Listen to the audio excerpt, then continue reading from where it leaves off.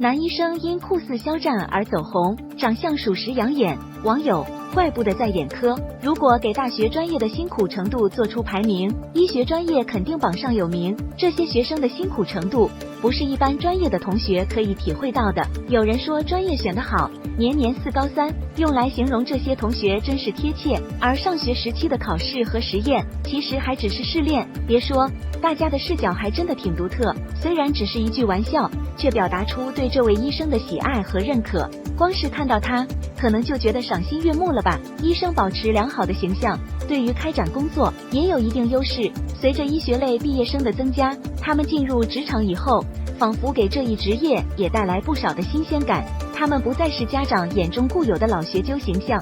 不要小看这些细节，其实医学生毕业以后，在工作上经常面对的是陌生人。除了职称，他们只能通过短暂的接触来认识医生。保持良好的形象，只要符合规范标准，不要太显眼和花哨，通常会比过于随意有更好的效果。毕业生不要忽视这方面，医学专业门槛不断提高，能进正规单位的毕业生，靠的可不是颜值。毕竟在他们的印象里，学校里的好学生多半不是那些喜欢打扮的同学。笔者认为，这类网友比较片面，可能很少见过高颜值学霸。医学专业是很多家长眼中最理想的选择，这方面的原因想必不用多说。不过，并不是所有毕业生都能顺利的成为医生，每年也有不少同学面临改行。